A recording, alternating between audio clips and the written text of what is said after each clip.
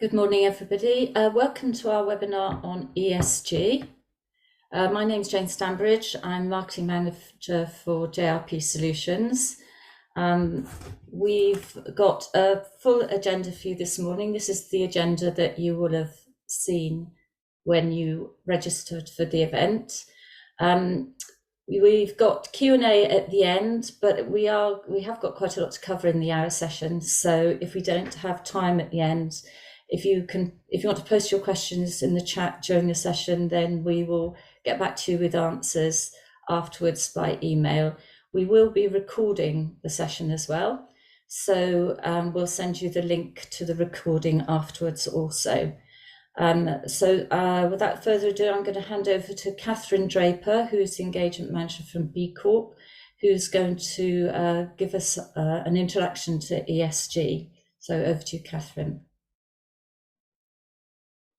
Hi everyone, thank you so much for having me today. I'm really excited to be joining you all to talk about ESG, and in particular by focusing on the context and why we need ESG. So before I begin, it's always useful to give a bit of context to some of the terms that we're talking about. So firstly, ESG, the term, means environmental, social and governance. It's a framework that's designed to be embedded into an organisation's strategy that considers the needs and the ways in which to generate value for all the organisation's stakeholders.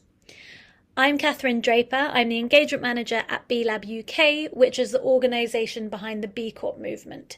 And B Corp is a certification that also looks at all of your stakeholders across a business, and it's a movement in the UK and globally that's encouraging a shift towards stakeholder value in business. So, what are some of the negative impacts and the problems that we're seeing in the world? There's quite a few. I'm just going to talk about three. Natural disasters. So the world is quite literally on fire. We're in a climate emergency. Just in the last week alone, we've seen catastrophic floods across Spain and Italy. And in the last 50 years, we've actually seen a 70% decrease of all the world's animal populations.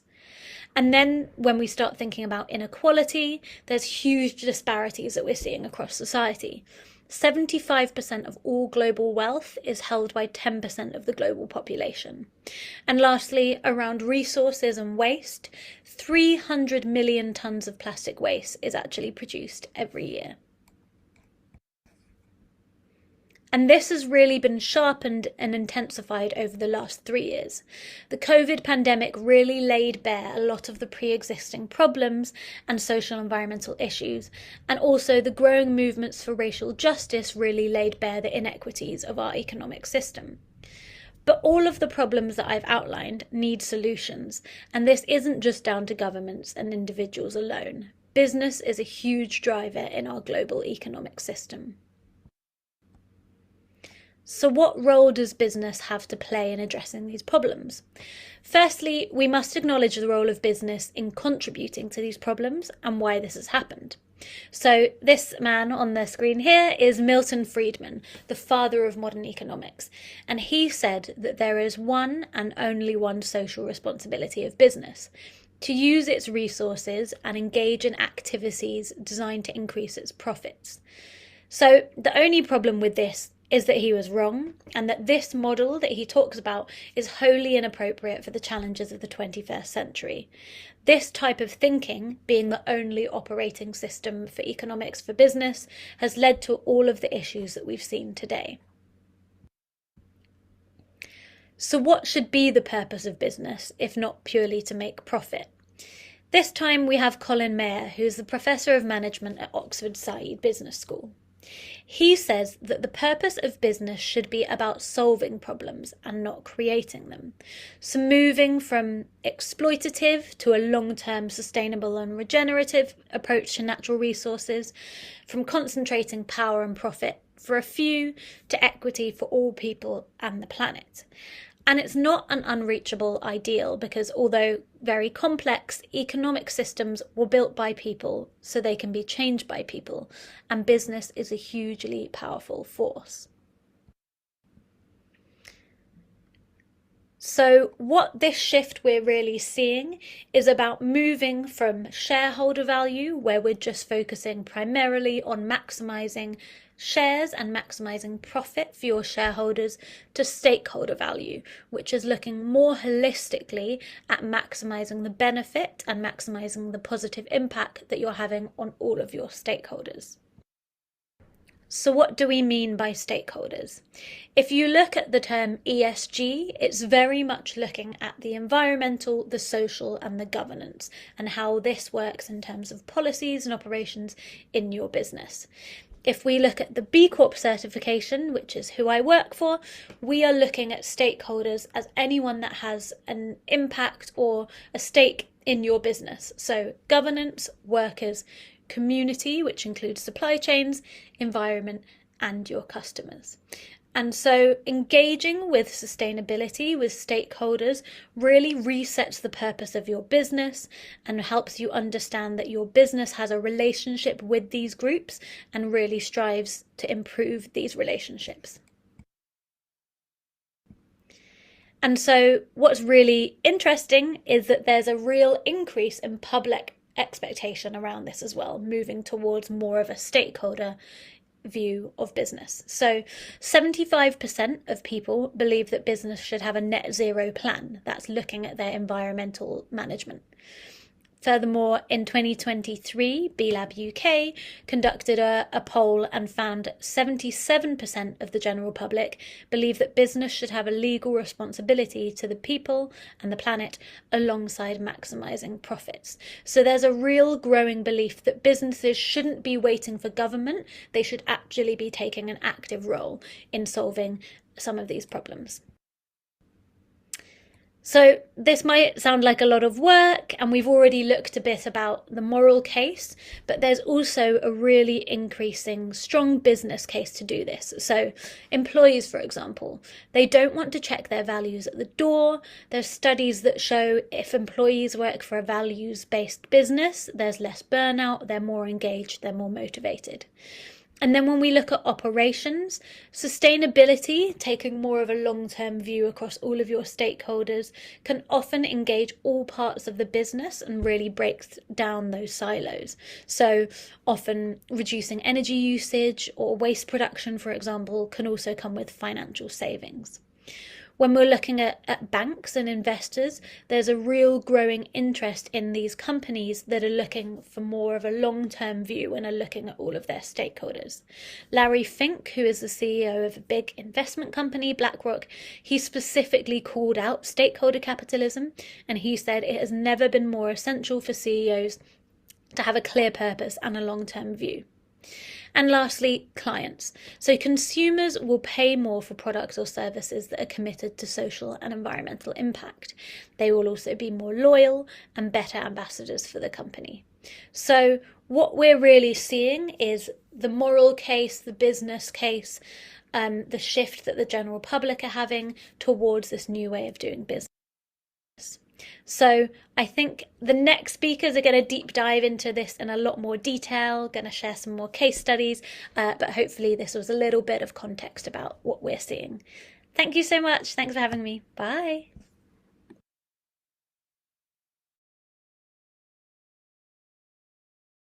Thank you, Catherine. That's been a great start to this morning's session. And as she said, we're going to go into a lot more detail now, and I'm going to pick up on some of the things that Catherine's introduced and explained and outlined, say a little bit more so that you get a fuller picture, and then we can go into yet more of the details. So next slide, please.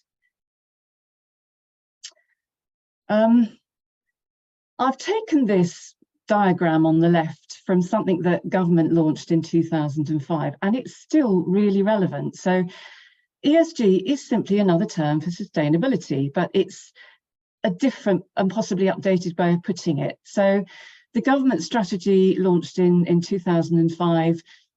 This diagram is really important. So if you look at the three things along the bottom, achieving a sustainable economy in the way that Catherine described, promoting good governance, the governance bit of ESG, and using sound science responsibly to provide the evidence needed to do that will result in a strong, healthy and just society, and we will be living within environmental limits. So that's the goal, the two things at top of the goal, and the people, planet and prosperity thing is another way of looking at it. But we're not just looking at the sweet spot in the middle of those three discs. Planet is a physical, incontrovertible truth that we need. We must stop trashing it. People, we're also physical entities. The prosperity bit is largely to do with the money side of things, which money in itself has no intrinsic value. It represents the value of all the other things that we're talking about on the left-hand side. So we carry on, next slide, please. There is far too much focus on the money, but that's nothing new. There are so many things going wrong in the world that we could spend days talking about it.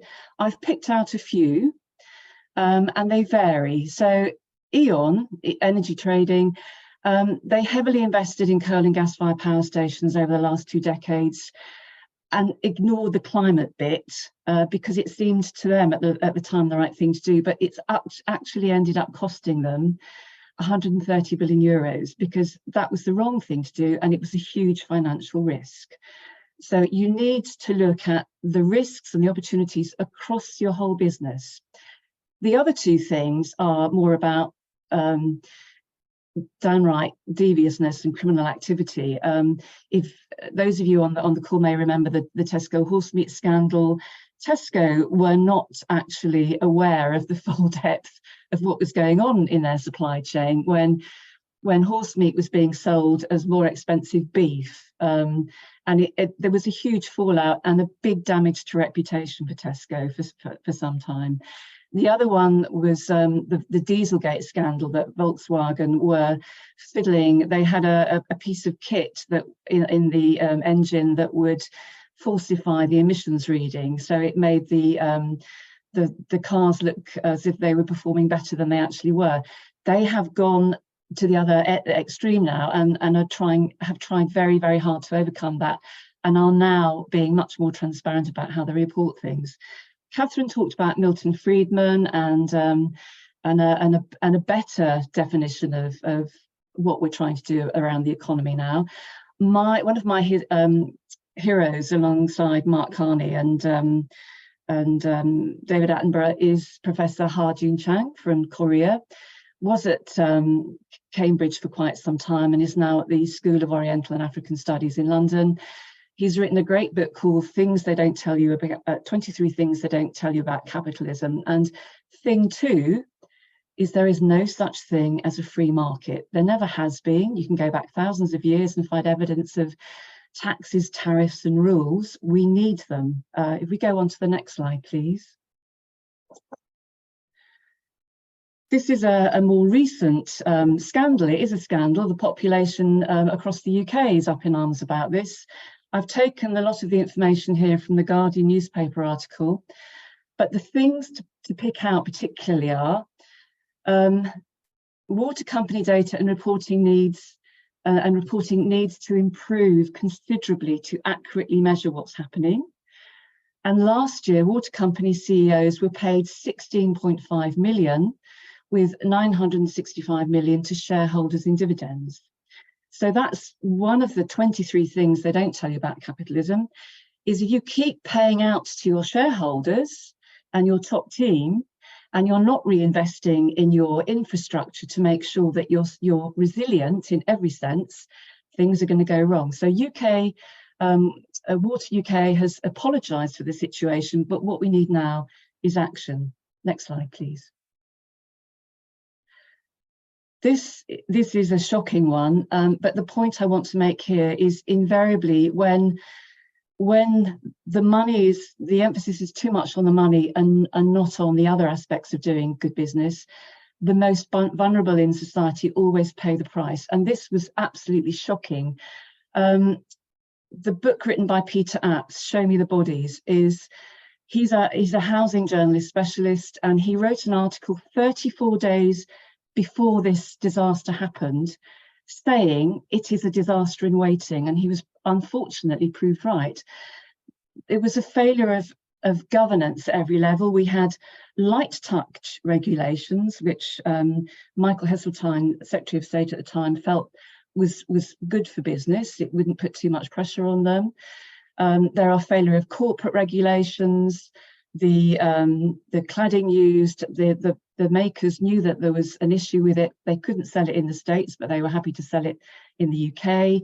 And unfortunately, the procurement process that was used by the local authority wasn't good enough.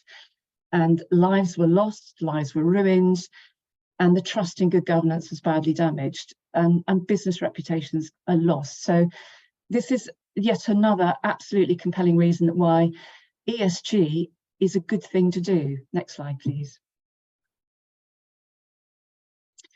So what makes a good ESG strategy? A good forward-looking strategy must be shaped by what is material to your business, and that's across the whole life cycle of what you do.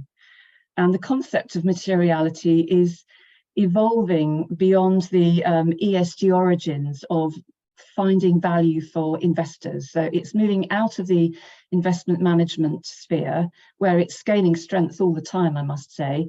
And I came across this term of double materiality, where it's not only about the financial value through good investment, but also about a company's broader impact on the environment, economy, and people. Well, that's just plain common sense, and it's about sustainability. So ESG is nothing new. Ergo, ESG principles must be embedded into your business strategy. It is part of doing business really well to be resilient and successful in the longer term. So do something great. Next slide, please. Joined up governance is absolutely essential. This pyramid, I think, speaks volumes. You need good policies at the top, explicit, good strong policies and principles. Then you need to explain within your organisation, you have good standard operating procedures to make sure that those are effectively implemented. And the processes within those procedures need to include measuring and monitoring. And Jo is going to pick that up later on.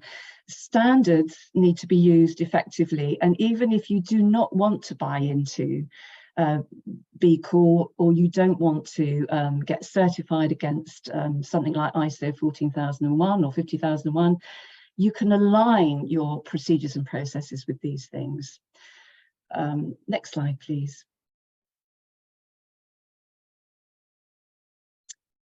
Timely, meaningful reporting, absolutely important. This is taken from a recent publication by the World Economic Forum.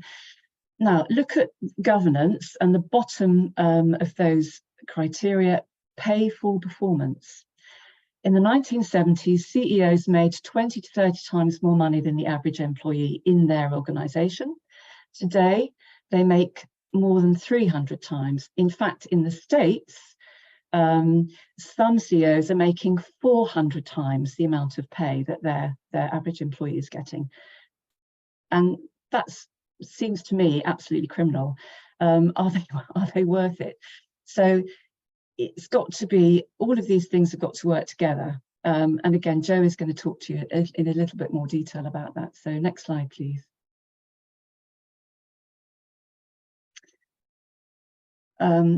And the most important thing to do if you are monitoring and measuring, you must act on the findings. It's important that you have ways of doing that integrated and delegated down through the organisation. You're sharing the load. It's got to be effectively communicated internally and externally to all of your stakeholders and shareholders. Immediate priorities have to be acted on, and within a board agreed timeframe for delivery, so that you've got good exceptions reporting and you can quickly pick up and resolve where things aren't working. Next slide, please.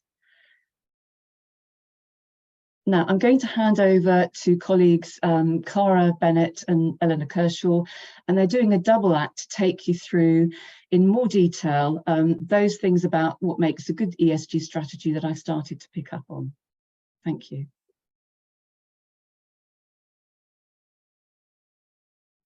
Hi, I'm Eleanor. I'm going to talk to you about how ESG can help you have a better governance structure across all areas of your business.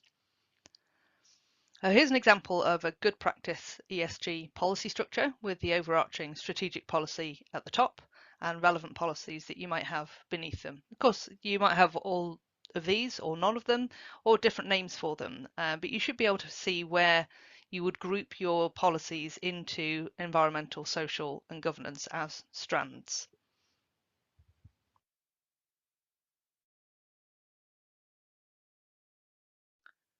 So these policies, and whatever others you have, will govern the procedures that allow you to manage all areas of the business, with that golden thread back up to your core ESG objectives. It's important to distinguish between statements of principle, policies and procedures, and ensure that they work together and each do their jobs. So a statement might be the first part of your policy, laying out what is covered and the foundation of the approach. And the policy should say what your intentions are and broadly how you fulfil this. But the details of what individual staff do to meet the policy requirements belongs in the procedures. So your policy might say, we reduce impacts of travel by meeting remotely when possible, prioritising public transport and providing electric vehicles to key staff. But your procedures would then set out the decision hierarchy for choosing a particular mode of travel and who exactly is eligible for EVs. So all of these actions together lead to benefits, and you should have a sense of what the receptors are, such as air, water, land and biodiversity for environmental impacts, and the range of stakeholders for social impacts like your staff, your potential staff, your recruitment pool, your suppliers, your wider community, your neighbours, your local authority, any other partners that you might have. But they're all receptors in the sense of this governance structure.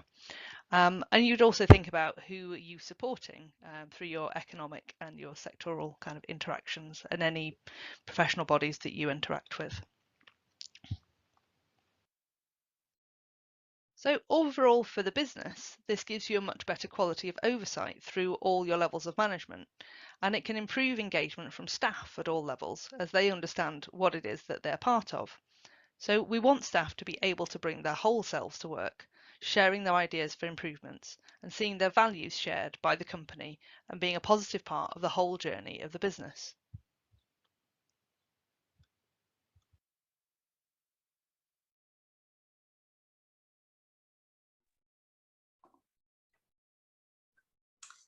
Hi everybody, my name's Cara and I'm very pleased to be able to use the next few slides and a very short and strict 5-minute time frame to talk around the business benefits of stakeholder engagement.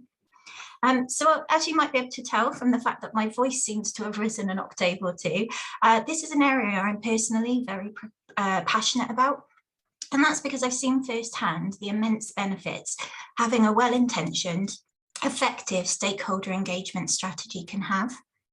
So just before I start, I'd like to highlight that we're using the term stakeholder or stakeholders and interested parties interchangeably throughout this section. However, for our purposes, they both refer to any person or group of people who are impacted or affected in any way by either the very existence of your business or your operations or activities.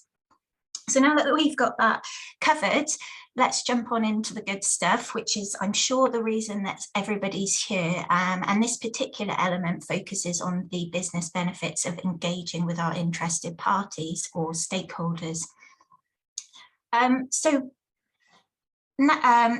First and foremost, it requires that we as organisations actively understand not only who we're having a direct or indirect impact on, but importantly, how we're impacting our interested parties.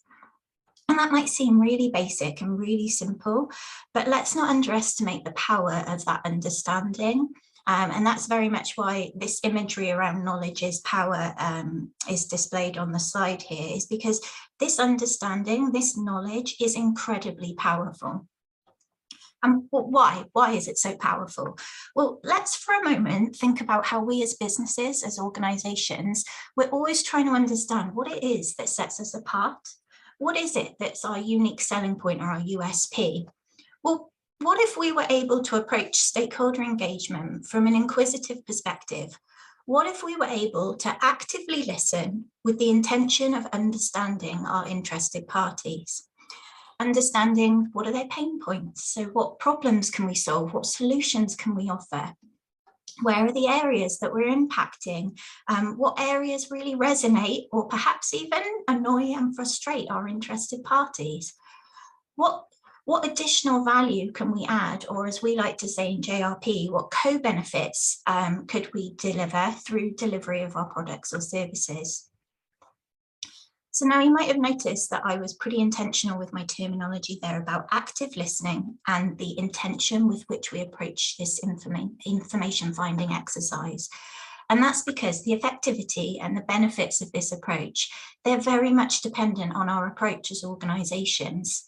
We need to be listening with the intent to understand, not the intent to sell, not the intent to respond, or even worse, react. And this really is where the gold lies for organisations with regard to stakeholder engagement. If we approach this opportunity with the right intention, we will be rewarded with the development of trusted relationships, reinforced reputations, and strengthened standing within the communities that we serve.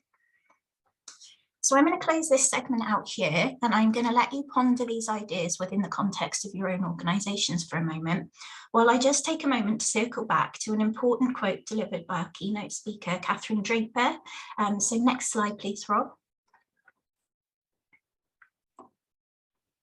And that's that the purpose of business is to produce profitable solutions to the problems of people and planet, not profiting from producing problems. And this really is where the benefit of good, actively listening to your stakeholders and your interested parties pays dividends, because it will give you an understanding of what those solutions to the problems of people and planet may be. And with that, I'm going to hand back over to my colleague Eleanor, who's going to discuss robust supply chains. Hi, now I'm going to talk to you about ESG and procurement and how it can help you develop a better procurement system that also helps you to support.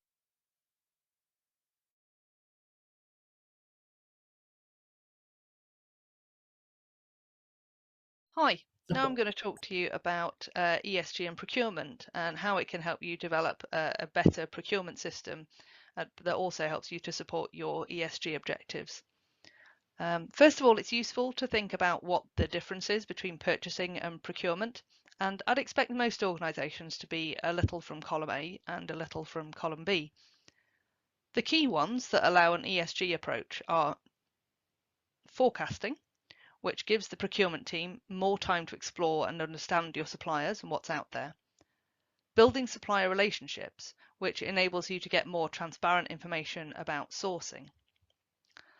Including broader risk factors in your tendering and supplier onboarding. And having systems that allow you to pay more for aspects that are beyond the core performance specification that you have.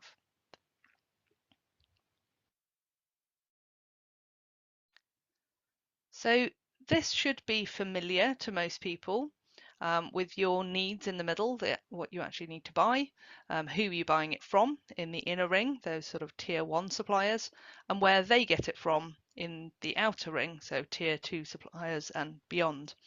But there's a whole lot going on beyond that, which we start to consider with an ESG lens about where things are really coming from and what that means for our business decision making.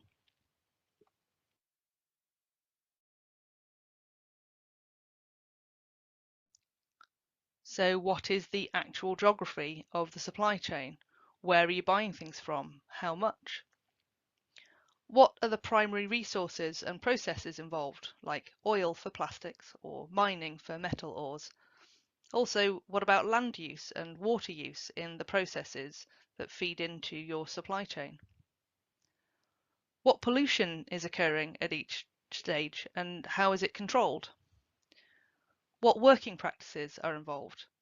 Obviously, modern slavery is a basic one, but how about fair pay, sickness support, training, gender and ethnic equality, anything else that might be relevant, particularly might be a challenge in the countries that your supply chain interacts with? you and your suppliers should be able to identify risks which could be reviewed through some kind of supply chain auditing. But you have to think about who's doing the auditing. Anybody who's familiar with the Rana Plaza clothing factory disaster will know that one of the issues there was that the clients were saying, well, you need to do auditing for us, but the factories themselves were organising the auditing, so it wasn't really very robust.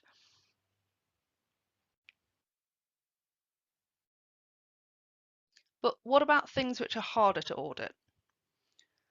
Are there particular natural resources or climate change pressures in the countries involved? And how is your supply chain and its activities affecting that? What are the biodiversity impacts of the activities beyond a simple habitat loss or pollution? Are there issues of corruption which might make things seem better than they are? Are there issues of exploitation due to a lack of choice about employment? And how do you know that the audits are representative of reality?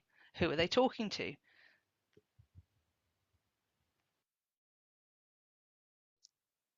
I just wanted to share a quick example relating to procurement and unintended consequences.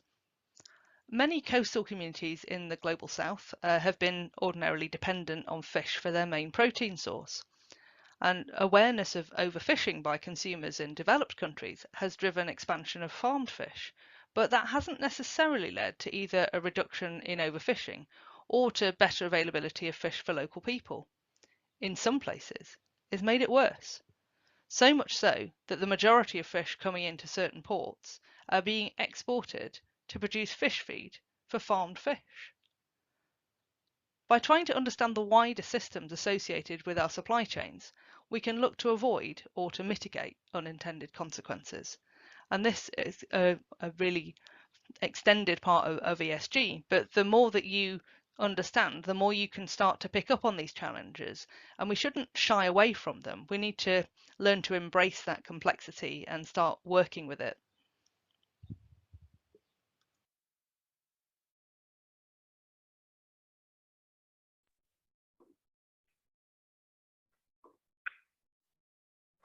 So hi everybody, lovely to see you again for this segment on risk management. Rob, if we could just have the next slide, please.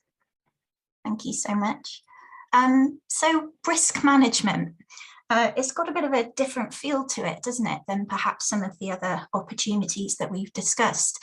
I feel, especially in the context of business benefits, I don't know about you, but I find it has more of a restrictive nature to it rather than a more expansive or opportunistic feel. But what I'm hoping is that through the course of these next couple of slides or this segment, that maybe we could look at whether we can flip that perspective a little bit. So what are the business benefits of effective risk management? Well, let's cover the basics first, shall we? And that, of course, is that we cannot manage what we can't measure, that age-old saying. And I find often in the case of risk, we can't manage what we haven't identified or recognized exists. And more to the point, we certainly can't manage appropriately, proportionately, and effectively what we can't measure. But that's really just the very beginning of what an effective risk management strategy can offer. So Rob, if I could ask for the next slide, please. So let's have a look at just 3 examples of the benefits that can be brought about by a robust understanding of business risk. As Eleanor's just beautifully sort of summarised in her segment there, reduce supply chain vulnerability. Understanding the geography of supply chains can unleash a wealth of information to support improved robustness or future-proofing of supply chains. We've all seen examples of this in the UK this year, haven't we? I mean, I don't know about you guys, but there was a point for me where to get my hands on tomatoes or bell peppers, it was like coming across gold dust. And then moving on to diversity and inclusion. So having a workforce that is not representative of your client base, it runs the risk of excluding your clientele and losing touch with your customers' perspectives and needs. And particularly this is pertinent within the public service sector, where services may not be reflective of the communities served, and they need to be. But simply reframed, let's then imagine the opportunity that having a workforce and a board of decision makers within your organisation that were representative and engaged with the needs and values of your interested parties. And this very much, once again, links back to the importance of engagement with your stakeholders or interested parties. And lastly, then, let's look at reputation and credibility. So in particular, let's think about the risk of greenwashing, and more importantly, the opportunities of ensuring we mitigate the risk of overinflating or misrepresenting ourselves in any way. So when we're proud of the action that we're taking, it's really easy, isn't it, to get wrapped up in the celebration and the grandeur of our achievements. And this is where that really crucial element of intention that we talked about earlier in this webinar is so important. Ultimately, this is not about who can shout the loudest, but rather the value and the positive impact that we as organisations can bring. So just to bring this segment to a close then, and to dovetail into the next element, this really is an area that is becoming increasingly scrutinised and regulated, and therefore we are seeing that certification is becoming increasingly necessary to manage this space. And on that note, I'm going to hand over one final time to my colleague Eleanor, who's going to discuss the role of positive compliance culture.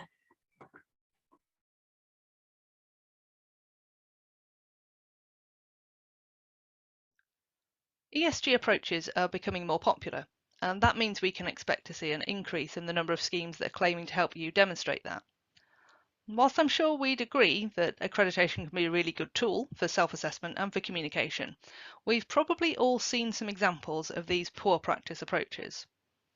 Like when you have to comply with something for certain clients, and you do need to mention it, but it's not going to differentiate you from competitors, and it can come across a bit foolish when it's used like it's a marketable accolade of some kind. Of course, it's possible to meet compliance with a standard but still not be really doing more than the bare minimum, when by engaging more fully, the standard could be helping you to manage a wider range of objectives. We have to remember that it's okay to stop applying for an award if it's no longer relevant, or it might make sense to only do it once. And how relevant is it once it's 10 years old? Is that still something you should be talking about? These and other approaches are what I tend to call badge collecting, having lots of logos and accolades that can be shared, but without any narrative or substance around why they're important to the business or how they're used to drive good practice. So here in the second part of the slide, I've shared the key things to think about when you're looking at any kind of certification or accreditation, whether for yourself or you're trying to learn about your suppliers or partners. What's the core focus of the scheme? Does it match your needs? Is it well understood? How does it work? Is it an audited process, a scoring scheme, a self-assessment? How much does payment to participate cover the costs of administration? And how much is paying to just have the logo? How often is it reviewed? Who does the review? Does the awarding body have a bias or a particular objective that they're hoping that you will help them or help wider society achieve? And what do you think it says about you or a supplier? What do your stakeholders think it says? Can you ask them? Moving beyond compliance and accreditation, an ESG approach can take you in directions that you might not have expected, but it can also be a minefield for marketing and communication. So we need to take some of the fear out of it and move beyond a reluctance to talk about things before they're complete. Really, this work is never going to be finished. It's a way of operating through iterative improvements. It's not a simple progression from start to finish. But you can start by saying clearly what you do and how you do it. How do you know it's working? And make sure you really do what you say. This is the simplest way to avoid greenwash. Talk about your values. Make them a part of your brand and think about what that does to advance your opportunities as you attract those who want to work with you and buy from you. And finally, it's not just the goal, it's how we get there. You will get more credibility in the long run from talking about the challenges and how you're meeting them than by only celebrating milestones. As the public become more aware of the complexity of addressing environmental and social challenges, as well as some of the duplicity which gets exposed, there really is a lot to be gained by having the courage of your convictions and being more transparent about how you are really making it happen, even when you have to pause to review the drawing board along the way.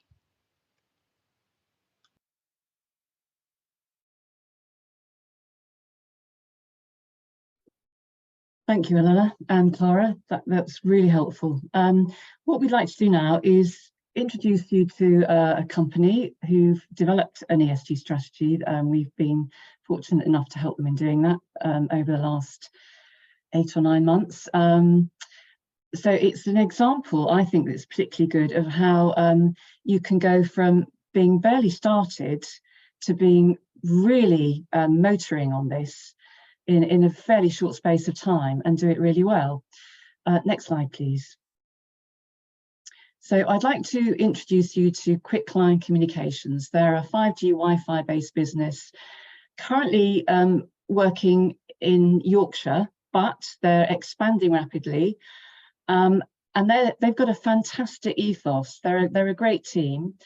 They're currently an SME, but they are growing at pace. And they are delivering an absolutely critical service to rural areas that other providers aren't touching. And they're making it possible for children to do their homework by using the internet, by businesses to operate in areas that would otherwise be very poorly provided with internet and digital communications, so that the economy can really function and grow. You know, people can get access to online healthcare through this type of provision. So digital inclusivity is a fact, it's a reality, it's not just a buzzword. Next slide, please. So Quickline have a Canadian investor called Northleaf, and Northleaf wanted Quickline to develop an ESG strategy, and they gave them a time frame to do it in. So they also provided, they reinvigorated the top team, and they're all set up to run. But it was very important that Quickline mirror Northleaf's approach, and that's very much grounded in the 17 Sustainable Development Goals. And I like this diagram because it goes back to those 3 circles, but making the point that the environment, the planet we live on, is the base that we need to work with. If we didn't have it, we wouldn't exist. And then social capital, human rights are absolutely critical to how we live and work together, how we make best use of those resources. And to top that off, governance, the board set up the composition, executive remuneration, identification and resolution of conflicts of interest, etc., are all really important. So the SDGs, as I've said before, come as a complete set. You don't just pick out a few that you think work best for you. You must look at all of them. So that's what we did with Quickline. Next slide, please. There was an original really scary diagram where a lot of this was mapped out in detail, because it was important to look at how all of the criteria, the principles, the metrics come together. And so on the one side, Northleaf wanted Quickline to have a net zero strategy as part of their broader ESG strategy. So that's where the greenhouse gas protocol comes in, and having a science-based target. And on the other side, on the social and governance side, the international framework for reporting sustainably is really critical. That's part of the Value Reporting Foundation's modus operandi. In turn, that's fed into the creation of the ISSB, the International Standards Board, International Sustainability Standards Board. And there's a whole host of things underneath that. So these two things have come together, they've been integrated, and Quickline are using ISOs like ISO 14001 to create a good practice environmental management system, which will be certificated by the end of this year, and will be independently audited and certified. So, and then the next goal is to go for B Corp certification. So they're doing this in a really integrated and comprehensive way. Next slide, please. So the approach has taken about 7 or 8 months to do. JLP have worked in partnership with Gateway Procurement and their Axiom tool. And we started off with a workshop with the whole team responsible for not just strategy, but operations at Quicklime. And we put out the 3 circles again, social, governance and environment, or it could be people, planet and prosperity. Those terms are interchangeable. And we mapped out in discussion all of the things that were important to the business. And it was really interesting because the operations director said, oh, net zero, that we thought that was this really big thing, but it's only a little bit of the whole picture. But this is really important. When you do this sort of exercise, you're not putting any idea of magnitude behind any of this at this early stage. So net zero is absolutely massive. Obviously, there are some other things in here that are absolutely massive. There are some things that are absolutely massive for Quicklime as a business when we started, where they've changed and they've been set in this broader context now. So they're very important to the business, but possibly less important to some of their stakeholders. So this was a really good way of getting that internal discussion going. Next slide, please. So one of the first things we did after agreeing all of the things that should go on that diagram, who are the stakeholders, the internal stakeholders, the external stakeholders. I'm not going to go through this in detail, but it just gives you an idea of who those stakeholders are, then they're named, and what they're looking for, what their agendas are. It's really important that when you're thinking about stakeholders, going back to what Cara was saying, what are their needs and wants? What are their agendas? What are their objectives? What mirrors yours? What matches? Where are there some areas of disagreement or potential conflict or tension? What can you do about those things? It's important to get everything out on the table. Next slide, please. So we moved on from mapping out the stakeholders and what they thought was important to looking at, okay, so what should Quicklime's ESG themes and topics be? Net zero, absolutely number one. That was a big priority that was set down by by Northleaf, the investors. Staff diversity is always important for Quicklime. They draw their staff from the areas where they work, and that's going to be an ongoing theme as they expand. Health and safety, absolutely critical for the business because of how they go out, they set up their infrastructure, how they maintain it.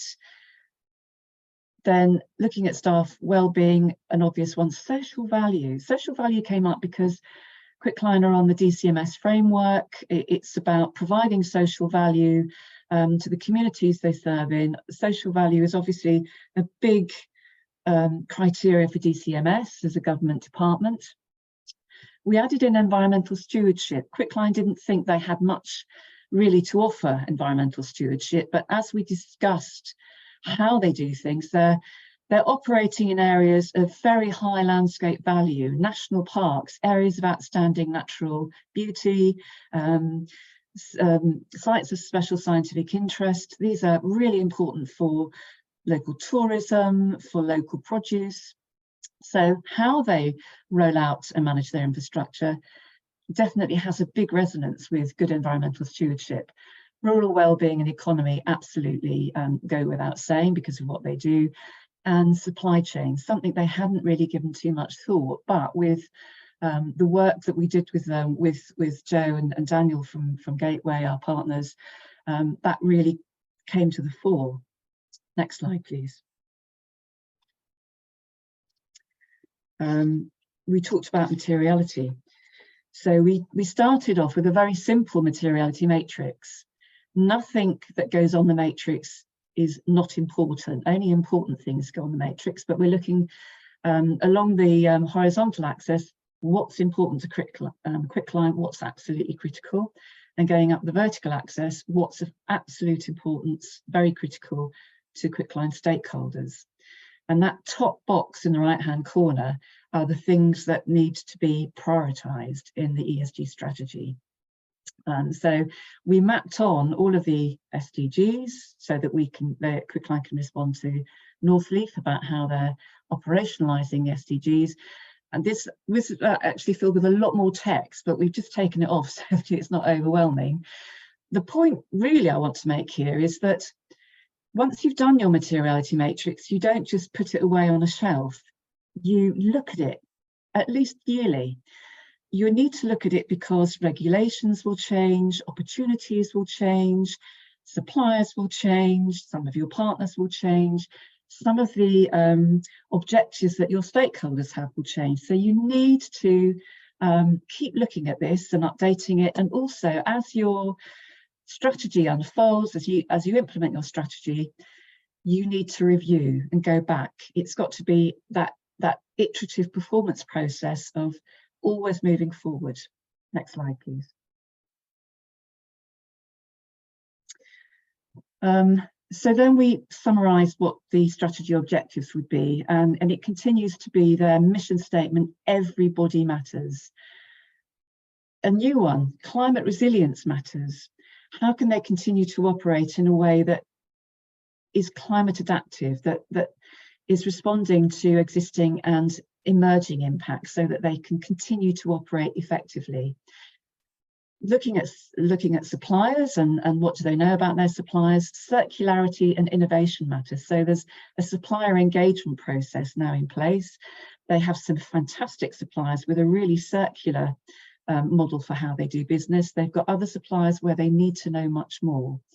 And then working in partnership matters, in partnership with their local communities and their clients, but also working in partnership with local authorities in a way they don't currently do around the environmental stewardship issue, and also the farming community, landowners, and the agencies and organisations responsible for the environment in the areas that they operate, because there's a lot of synergy to be had there. Next slide, please. So this just very briefly summarises the foundation for their ESG key performance indicators under the environmental, social and governance. But remember, these things are all interrelated. You've got to cross-reference them. You can't just have them in silos. Next slide, please. So one of the things that we looked at for them as part of the strategy, one of the first deliverables was the base year reporting footprint for January to December 2022.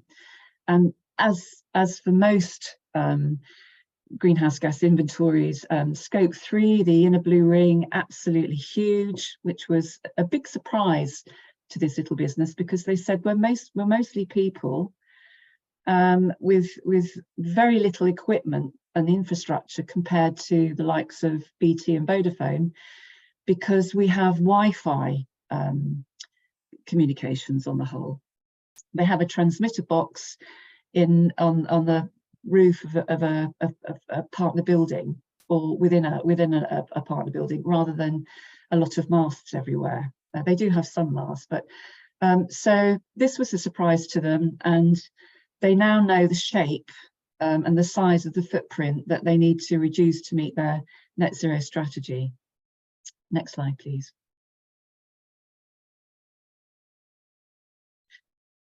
I know that you won't be able to read this, and I don't expect you to, but you will get a copy of the slides and you can have a look at this at your leisure. So this was setting out, based on their ESG objectives, what does the strategy look like moving forward over time towards their target of net zero by 2040 in all scopes, but also the social and governance targets that they want to meet.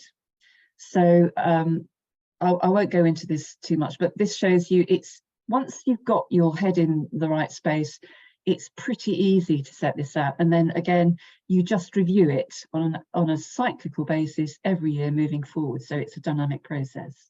Next slide, please.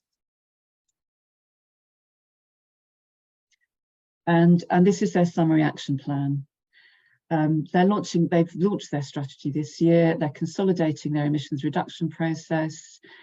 They're going for ISO 14001 this year, etc., etc. So it covers the E, the S, and the G in full.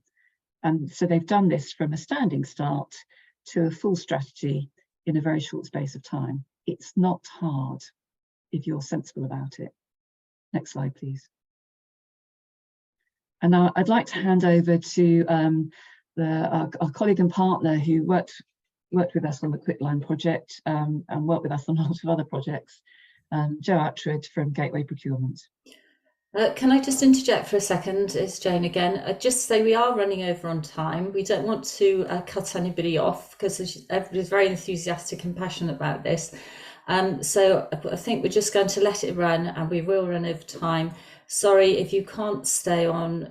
We will send you the recording afterwards, so you can just catch up on the last bits. I hope that's okay, and we definitely won't have time for questions at the end. So sorry, back over to you, Jo. Thank you. Yeah, morning everyone. So I'm Jo from I'm the co-founders of Gateway Procurement and Action Sustainability Software, and I'm going to talk to you about the role of performance reporting. Next slide, please. So I just want to get you thinking about it, really. You know, thinking about where you are in terms of your ESG reporting. You know, have you started? Have you begun your journey? How integrated is it into your business? You know, is it within your board packs? Is it on the back page of the pack? Is it on the front? Is it in your CapEx sort of sign off? You know, what's the impact of, you know, what impact all these decisions have? And it's really just thinking, yeah, bringing that ESG performance and that reporting, making it visible and getting it into your sort of management information is really key. And I think we've mentioned it already today. It was Peter Drucker who said it. What is measured gets managed. What is measured improves. So if you can see it, then you can do something about it. And I recently saw a Harvard Business article about this. So the Global Reporting Initiative, it is brilliant. More and more companies are reporting their carbon, amongst other things. And you know, you can see it's just shooting up, which is fantastic. But the sort of controversial thing was, well, so's carbon. You know, it's still going up. Emissions are still going up. So, but I think, you know, if enough of us can gain sight of it, get visibility, understand our impacts, then we'll begin to make a difference. Next slide, please. So I thought this was interesting. So some 500 UK CEOs were surveyed, and 74% of them believed that ESG is equally as important as financial performance. So ESG is equally as important as financial performance. So, you know, it's no longer a nice to have. Both ESG and social purpose are now key to informing business strategies. So without sight of it, you know, how can you strategize 1, 2, 3, 4, 5 years? You know, we really need to gain visibility of it. Next slide, please. So where to start? Well, you've seen great example from Quitline. So they decided they were going to do something. Their investors were behind them, and everyone bought into it. And so they did the full piece, which JRP did. Amazing job. So ESG strategy has really shown the way. And so it's identified what the metrics are. So what KPIs need to be set and what they need to be measuring and tracking in terms of performance, and then how to get those performance measures into their standard reporting, because this is something that we're just going to have to do. It's just it's a new function. And, you know, in terms of just getting started, you know, just get going. You know, a lot of it you might be measuring already. Create a baseline, you know, speak to consultants, speak to customers, clients, suppliers who have started the journey. You know, I think collaboration is key to this. Everyone wants to help. So, you know, just get going on it. Next slide, please. So in terms of options, a lot of people measure spreadsheets on spreadsheets, and they're brilliant. Some people are fantastic on them. I'm not so good. But you know, they have their limitations in terms of emissions. It changes every year. Emissions factors change. It's hard to keep up. Things can make mistakes on them. You know, we've all got financial software. We all use it. All have CRM software. I would encourage you to look at ESG software. There's a lot of it out there now. Just Google it, you'll see. Obviously, I would say that, but you know, if it is as important as financial information, well, then surely, you know, we should be monitoring it on top of it. Think about whose job it is, how you're going to integrate this. You know, who's owning it. You know, we go to businesses, and sometimes it's the financial director, sometimes it's the HR director, sometimes it's health and safety, sometimes it's CEO. You know, it sort of moves around. It's everybody's job, but you know, someone does need ownership. And think about how much time does it take? What can we automate? How can we make this simple, as seamless as possible? When you get to scope 3, you know, your supply chain and that side, you know, there's big data involved. So, you know, again, I would urge you to look at software solutions. In terms, you can see this report on the same side, same 500 CEOs, you know, 43% say that they are already engaged in scope 3. So, you know, still many aren't, but it's clear that a lot of people, in terms of emissions, have done their 1 and 2 and have started that journey. So really, you know, I just urge you all to, you know, if financial information, ESG reporting are equally as important, you know, you really need to get that information visible and bring it to light in terms of when you're making decisions. You know, you've got to bring that into your decision making. So that's it from me.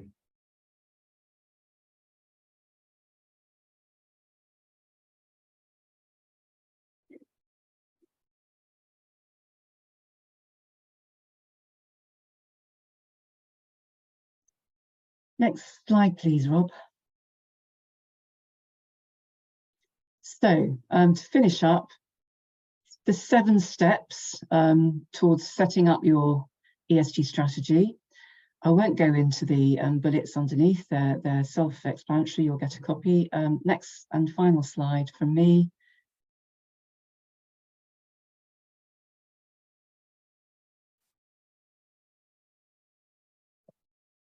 Just quickly, be forward-looking. It's about minimising risks and maximising opportunities. Be transparent and accurate in your reporting. Be active in your policies. Be integrated across the organisation. Again, reinforcing that message, have a positive impact on people and the planet, not just your profits. We need all 3. Communicate effectively and work with all of your stakeholders. Thank you.